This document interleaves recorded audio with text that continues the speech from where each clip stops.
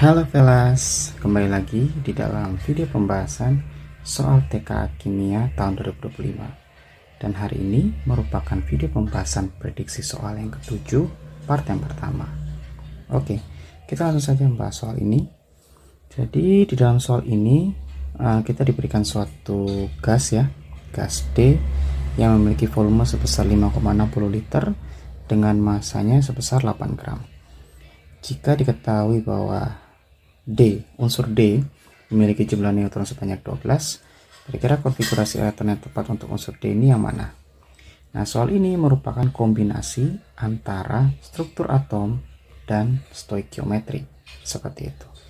Nah, ketika kita didasarkan pada soal seperti ini, maka langkah pertama yang harus kita lakukan adalah kita asumsikan reaksi berjalan pada kondisi STP, seperti ini. Maka kita bisa menentukan nih jumlah mol dari gas D di sini, yaitu dengan cara 5,6 liter dibagi dengan volume STP, yaitu 22,4, seperti itu. Sehingga ini coret, sehingga di akhir kita mendapatkan 0,25 mol, seperti itu. Oh ya, kemudian di sini sepertinya yang dimaksud bukan gas DD ya, tapi gas D2 mungkin maksudnya ya. Jadi di sini adalah molnya gas D2. Maka setelah kita mendapatkan molnya, kita tinggal mencari nih nomor massa dari si D, seperti itu ya, D2 lebih tepatnya ya. Jadi air D ini bisa diperoleh dari masanya. Jadi masanya itu 8 gram dibagi dengan molnya, seperti ini. Oke, hasilnya adalah 32 gram per mol. Tapi ingat teman-teman, karena ini dalam kondisi dia masih D2, berarti ini MR ya teman-teman, ini MR. Jadi ini adalah MR dari D2. Maka di tahap ketiga kita harus menentukan AR-nya nih. AR dari D itu berarti tinggal 32 gram per mol dibagi 2. Hasilnya adalah 16 gram per mol, seperti itu. Kemudian langkah selanjutnya, langkah keempat, berarti kan si D itu memiliki nomor massa 16. Nah, kita nggak tahu nih nomor atomnya berapa. Nah, untuk mendapatkan nomor atom dari unsur D, kita tinggal mengurangkan saja nomor massanya dikurangi dengan jumlah neutron. Jumlah neutronnya adalah 12, berarti 16 dikurang dengan 12, seperti itu. Sehingga hasilnya adalah 4. Nah, yang kita ketahui bahwasanya jumlah elektron itu akan sama dengan nomor atom jika dalam keadaan netral, maka otomatis jumlah elektronnya adalah 4. Sehingga konfigurasi elektron yang tepat untuk D itu adalah 1s2 2s2, seperti ini. Sehingga opsi jawaban yang tepat adalah opsi jawaban A, seperti itu. Oke, jadi ini memang perpaduan dari dua topik sekaligus ya dalam satu soal. Kita lanjut ke soal berikutnya. Oke, soal kedua merupakan bagian dari topik kimia analitik. Subtopiknya berkaitan erat dengan sifat koligatif larutan. Oke, di sini kita diberikan tekanan uap jenuh ya. Tekanan uap jenuh yaitu kita anggap aja dengan P0 ya. Jadi P0-nya air pada suhu 50 derajat Celcius adalah sebesar 92,5 mm Hg. Jika fraksi mol air itu 0,8, maka penurunan tekanan uap jenuh larutan tersebut itu berapa? Berarti yang ditanya adalah delta P ya teman-teman. Oke, kita langsung saja. Jadi yang diketahuinya adalah P0 ya. P0-nya sebesar 92,5 mmHg. Kemudian fraksi mol air ya, berarti dia fraksi molnya pelarut 0,8, seperti itu.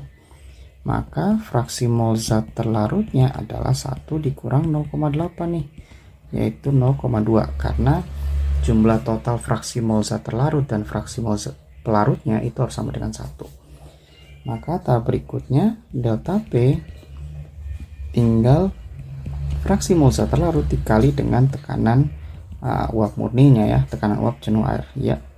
Jadi 0,2 dikali dengan 92,5 mmHg nih.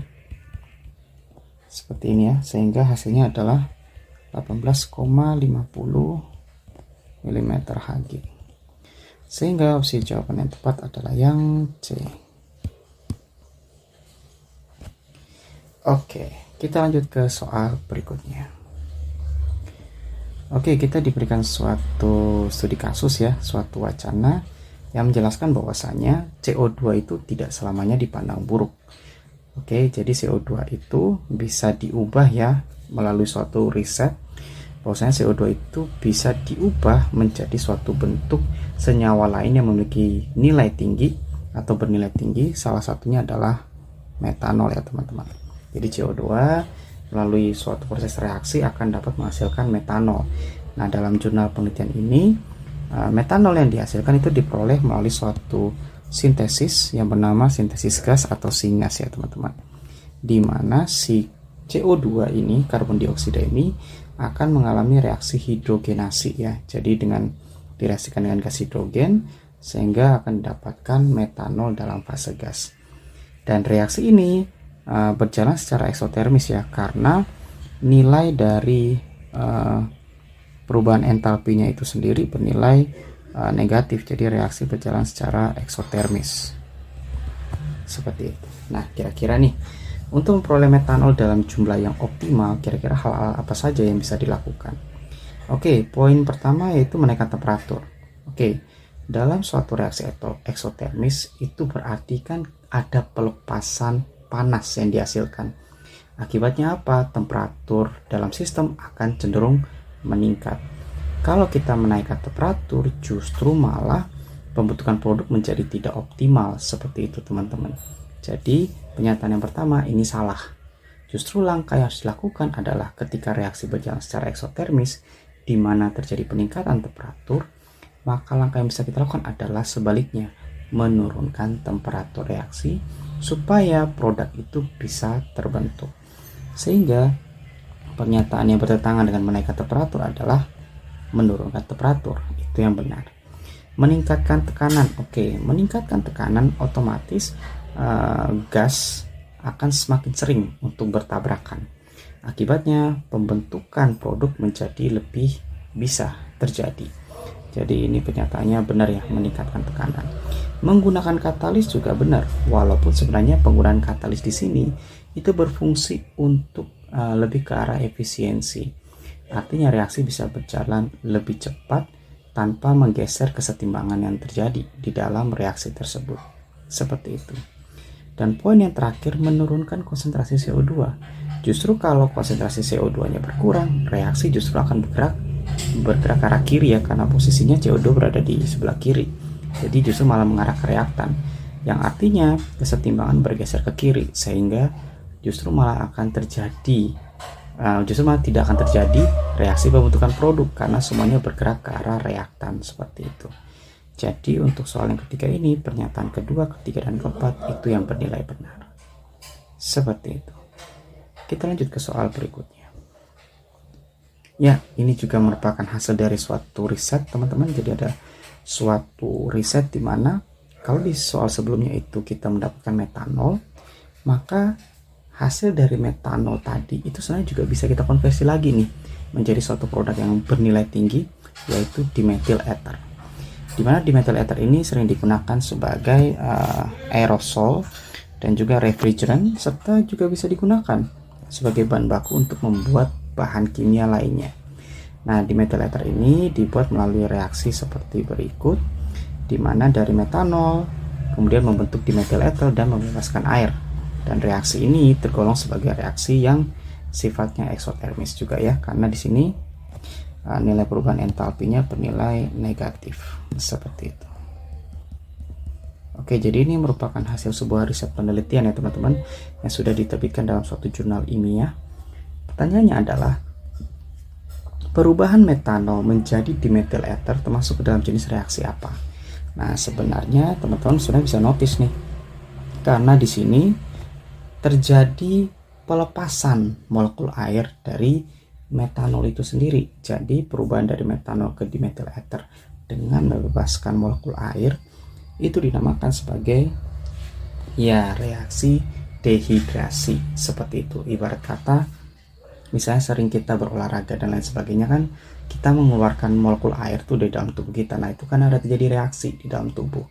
Nah, proses terjadi reaksi dalam tubuh kita inilah yang akhirnya melepaskan molekul air. Dan ini mirip seperti yang ada di penelitian ini. Sehingga ketika terjadi pelepasan molekul air, itu dinamakan reaksi dehidrasi. Seperti itu. Sehingga jawabannya adalah yang D.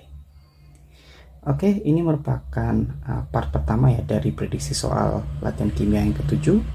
Sampai jumpa di part selanjutnya. See ya!